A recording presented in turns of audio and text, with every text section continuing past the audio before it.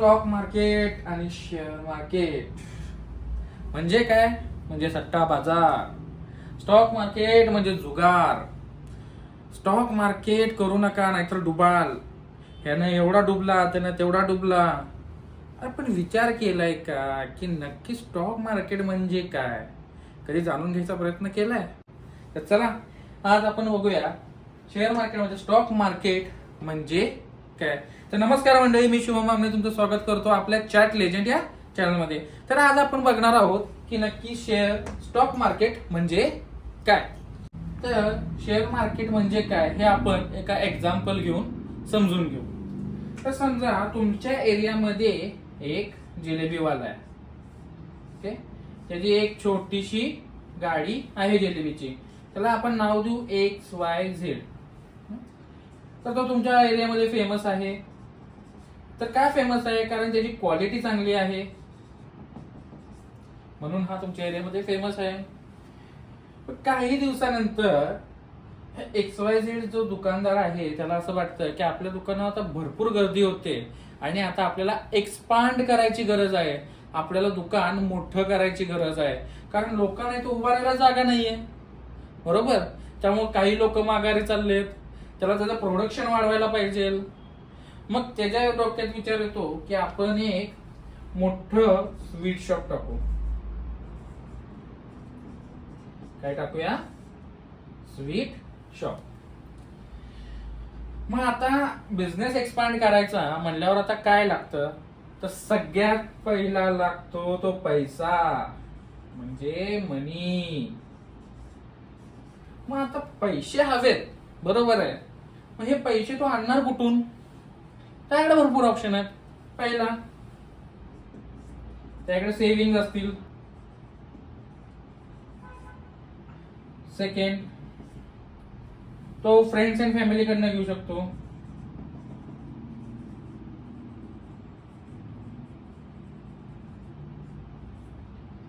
नाही तर तो लोन घेऊ शकतो. बरोबर. असे काही ऑप्शन आहेत.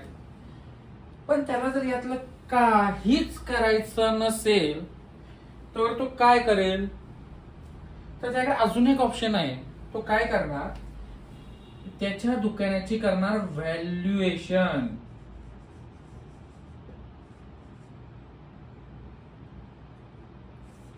काय करणार? व्हॅल्युएशन. त्या दुकानाची व्हॅल्युएशन काय आहे? तो सीए कडे जाऊन तो एक व्हॅल्युएशन करून घेणार की आपल्या दुकानाची काय व्हॅल्युएशन होते, काय प्राइस होते, आपला सेल किती आहे. ते व्हॅल्युएशन कशी होते? सेल्स वगैरे या बेसिसवर व्हॅल्युएशन होते. मग व्हॅल्युएशन करून तो त्याचे शेअर्स विकायला काढणार. काय विकायला काढणार? शेअर्स. तर आता त्याच्याकडे त्याचे 100% शेअर्स आहेत. बरोबर. तो एकटाच ओनर आहे त्यामुळे त्याच्याकडे सगळे अथॉरिटी आहे, सगळे 100% शेअर्स त्याच्याकडे आहेत. मग आता त्याने काय ठरवलं? व्हॅल्युएशन झाली, व्हॅल्युएशन काढून झाली. मग त्याला कळलं की आपले एक 20% शेअर्स आपण विकून 20% शेअर्स विकून त्याला हवी तेवढी रक्कम गोळा होते. हवी तेवढी रक्कम गोळा होते. मग त्याने काय केलं? हे 20% शेअर्स विकायला काढले. बरोबर. 20% शेअर्स विकायला काढले म्हणजे काय? ओके. आणि विकत घेणार त्यांचा काय फायदा? बरोबर ना. तर हे शेअर्स विकत घेणारे त्याच्या दुकानाचे पार्टनर होतात. ओके. त्यांची हिस्सेदारी जाते त्याच्यात. कारण त्या 20%, समजा तुम्ही त्याच्या 1% शेअर्स बाय केला तर तुम्ही त्याच्या बिझनेसचे 1% पार्टनर होणार. बरोबर. त्याला प्रॉफिट झाला तर त्याच्या प्रॉफिट मधला तुम्हाला काही हिस्सा तुम्हाला नक्की भेटणार आणि त्याला लॉस झाला तर तुम्हालाही लॉस होणार. ही अशी आहे कन्सेप्ट. मग आता हे शेअर्स तो लोकांना ऑफर करणार की या माझे शेअर्स खरेदी करा. याच प्रोसेसला म्हणतात IPO. हे नाव तुम्ही ऐकून असाल. बरोबर. IPO म्हणजे काय? IPO म्हणजे इनिशियल पब्लिक ऑफरिंग. IPO म्हणजे काय? Initial public offering. ओके, इथेपर्यंत समजलं. व्हॅल्युएशन केली, त्याला समजलं 20% शेअर्स विकायचे आहेत, ठीक आहे. लोकांना त्यांनी ऑफरही केलं. मग आता जे लोक घेणार आहेत त्यांना माहिती आहे की आता बिझनेसमध्ये इन्व्हेस्ट करायचं आहे आपल्याला. ओके, तर काही गोष्टींचा विचार केलाच पाहिजे. तर हे ते लोक काय करणार, अनालिसिस करणार. काय करणार, अनालिसिस. ते पहिल्यांदा काय बघतात, आधी बघणार याच्या दुकानात गर्दी तर दिसते, गर्दी होते बरोबर, मग ह्याचा फुटफॉल चांगला आहे.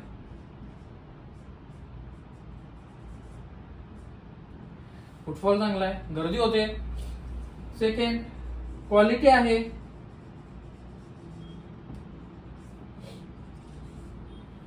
थर्ड, आता फुटफॉल चांगला आहे, क्वालिटी आहे म्हणजे ऑब्विसली सेल चांगला आहे. चौथी, फोर्थ काय बघणार, त्याच्यावर लोन आहे का.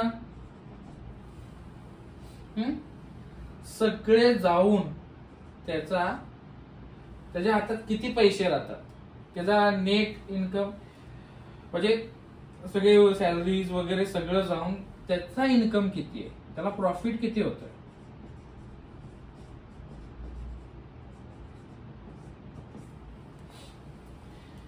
लोक काय करणार, ह्या गोष्टींचा अनालिसिस करणार. या गोष्टींचे अनालिसिस करून मग ते एका डिसिजनवर पोहोचणार की त्यांना बाय करायचं आहे की नाही. समजा ह्या सर्व गोष्टीमध्ये तो फिट बसला आणि सर्व गोष्टी चांगल्या असल्या त्याच्या, तर लोकांनी डिसिजन घेणार की ते बाय करणार आहेत. ओके, म्हणजेच काय, त्याच्या दुकानातली थोडीशी हिस्सेदारी ते मिळवणार. ते त्या दुकानात इन्व्हेस्ट करणार आणि त्याच्या बदले त्यांना काय भेटणार, शेअर्स भेटणार. ओके, मग त्याला जेव्हा प्रॉफिट होईल तेव्हा त्यांनाही प्रॉफिट होणार आणि त्याला जेव्हा लॉस होईल तेव्हा त्यांनाही लॉस होणार. मग आता इथेपर्यंत समजलं, लोकांनी आता ते शेअर्स बाय केलेले आहेत.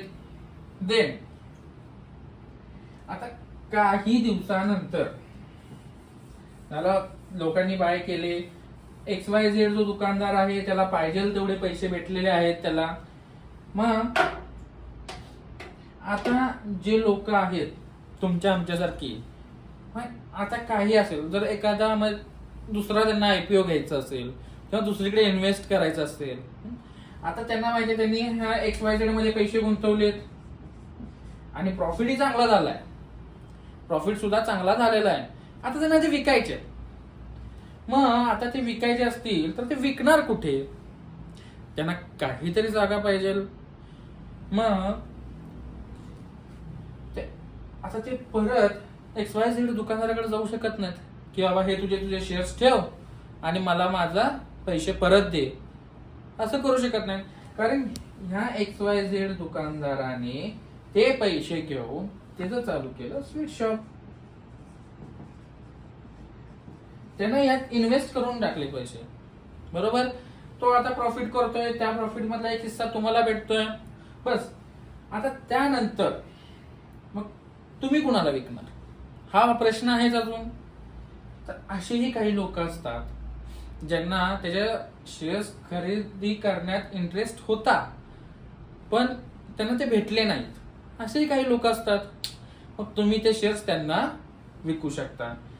पण अशा लोकांना तुम्ही शोधणार कुठे, तुम्ही घरोघरी जाऊन दारोदारी जाऊन तर विचारू शकत नाही माझ्याकडे XYZ दुकानदाराचे एवढे शेअर्स आहेत, चांगले प्रॉफिट मध्ये, तुम्ही खरेदी करा, असं तुम्ही घरोघरी जाऊन बोलू तर शकत नाही. मग आता करायचं काय, ह्या मॅटर मध्ये करायचं काय आणि शेअर्स विकायचे कोणाला, म्हणून एक कन्सेप्ट उभा राहिली. त्या कन्सेप्टला म्हणतात, काय म्हणतात, शेअर मार्केट.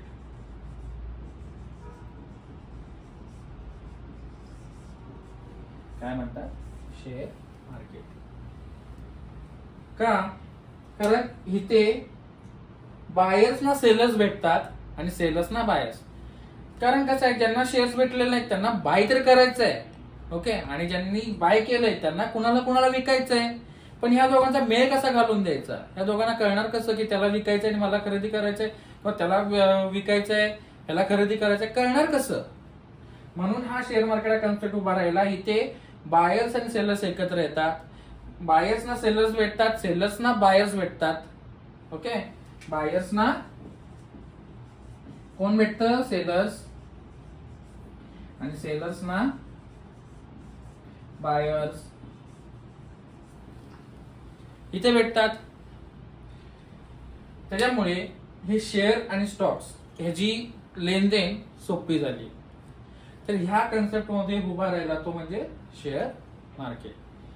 तर आता मला सांगा की लोकांनी जेव्हा इन्व्हेस्ट करायचे होते पैसे, कारण ते पैसे लोकांनी कष्ट करून घाम गावून ते पैसे कमवले, ते असंच कुठेतरी इन्व्हेस्ट केले का हो? त्यांनी काय केलं? त्याचा पहिला अभ्यास केला की त्याचे त्या XYZ दुकानदाराचा सेल्स कसा आहे, ओके, त्याचा रेव्हेन्यू कसा आहे, त्याचा फुटफॉल कसा आहे, तो खरंच प्रॉफिटमध्ये आहे का, त्याची क्वालिटी आहे का, एवढ्या सगळ्या बाबींचा विचार करून त्याचा सगळा पूर्ण अनालिसिस करून पूर्ण अभ्यास करून मग त्याच्यामध्ये पैसे गुंतवले आणि ते प्रॉफिटमध्ये आले. मग एवढा अनालिसिस करून जर तुम्ही एखाद्या गोष्टीचा पैसे गुंतवता तर मग हा सट्टा कसा? बरोबर ना? कारण ज्यात पूर्ण अभ्यास आहे की तुम्ही पूर्ण अनालिसिस करताय, मग ह्याला आपण जुगार म्हणू कसा शकतो? जर एखादी कंपनी आहे, त्या कंपनीला पैसे लागणार आहेत म्हणून ते लोकांना शेअर्स ऑफर करते, लोक त्या कंपनीचं पूर्ण सेल्स बघतात, पूर्ण त्याचा ITR जे आपण बॅलन्स शीट म्हणतो ते बॅलन्स शीट चेक करतात आणि बॅलन्स शीट चेक करून त्यांना योग्य वाटलं तरच ते पैसे गुंतवतात. बॅलन्स शीट स्ट्रॉंग असेल तर. असाच अंदाज कुठेही पैसे गुंतवणार 100% डुबणार. म्हणजे खरंच अभ्यास करून व्यवस्थित जर पैसे गुंतवत असतील तर त्यांचे डुबायचे चान्सेस नाच्या बरोबर आहेत. बरोबर? मग असं आहे हे शेअर मार्केट, या पद्धतीनं वर्क करतं. ते एक मार्केट आहे जिथे शेअर्सची घेवाणदेवाण होते. तर इथं पूर्ण अनालिसिस करून पूर्ण अभ्यास करून एखाद्या कंपनीत पैसे गुंतवले जातात किंवा एखाद्या कंपनीवर पैसे लावले जातात आणि त्या कंपनीची एक काही छोटीशी भागीदारी घेतली जाते. ओके, तर ह्या पद्धतीने शेअर मार्केट चालतं आणि हे शेअर मार्केट आहे. तर जे लोक म्हणतात शेअर मार्केट जुगार आहे, शेअर मार्केट सट्टा बाजार आहे किंवा शेअर मार्केट बाद आहे, ते म्हणतायत, त्यांना म्हणू द्या. तुमचा काय विचार आहे ते तुम्ही नक्की कमेंट करून सांगा. हा व्हिडिओ जर इन्फॉर्मेटिव्ह वाटला असेल तर लाईक, सबस्क्राईब आणि शेअर करायला विसरू नका आणि अशाच व्हिडिओसाठी बेल आयकॉनला क्लिक करा. थँक्यू.